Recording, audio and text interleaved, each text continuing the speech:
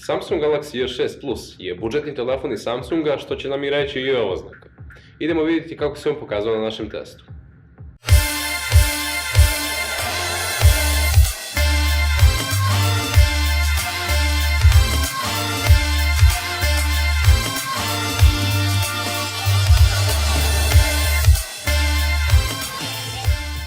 Samsung Galaxy S6 Plus je budžetni telefon iz Samsunga, a sada je i na nas došao red da vidimo šta je to Samsung spakovao u svoj novi model.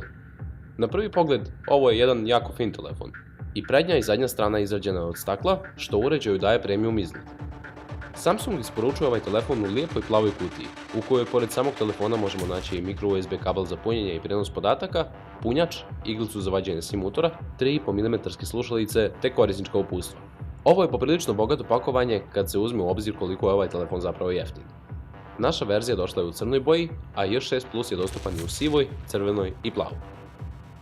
Još jedno, ovo je budžetni telefon i ne treba od njega očekivati neke flagship karakteristike.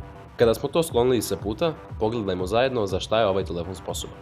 Savremeni telefoni, čini se, postaju sami ekran. Ovaj telefon ipak nema Samsungov Infinity Display, nema izrez na vrhu niti nešto slično.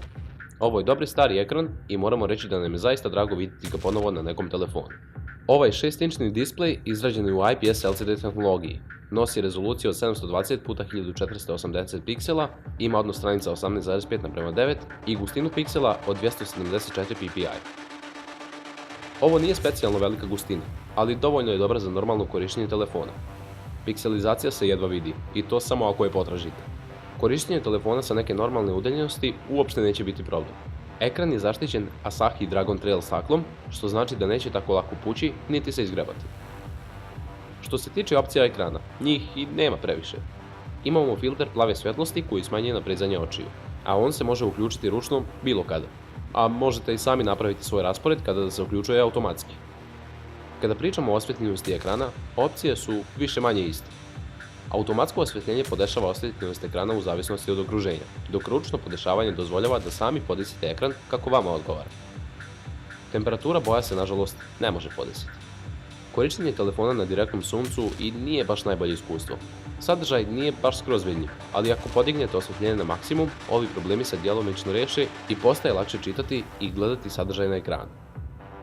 Sve u svemu, ekran na Galaxy S6 Plus modelu je u redu.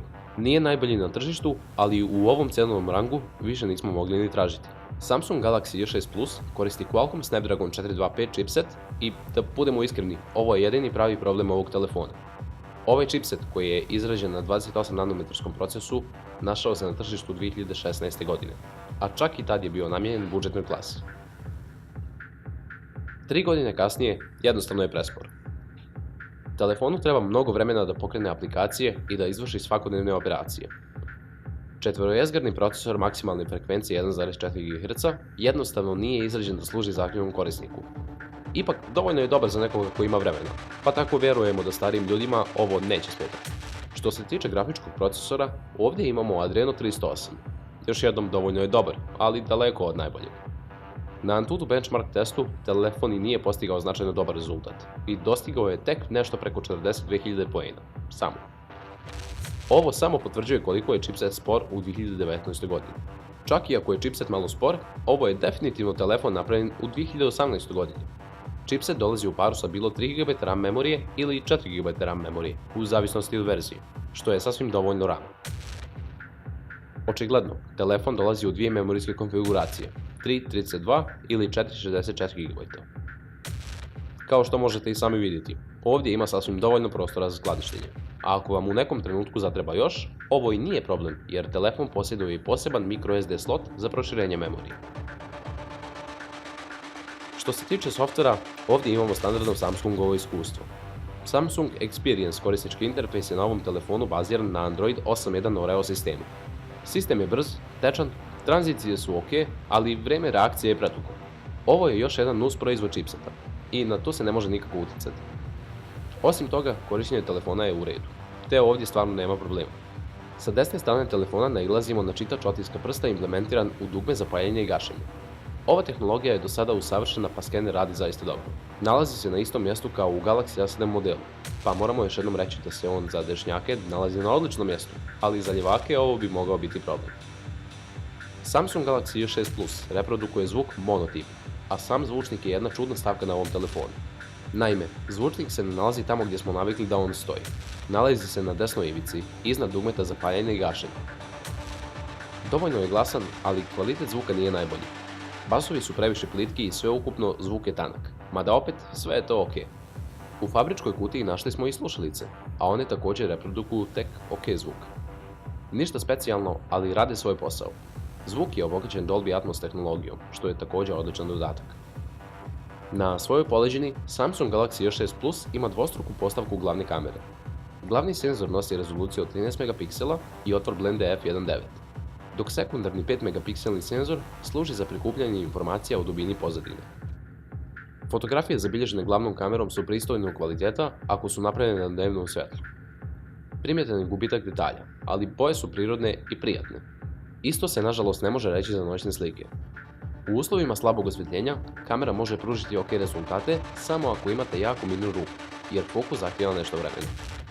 Čak i tad na fotografijama ima mnogo šuma, ali slike su na kraju dovoljno dobre. Prednja kamera nosi rezoluciju od 8 megapiksela, a selfie bilježi dobro.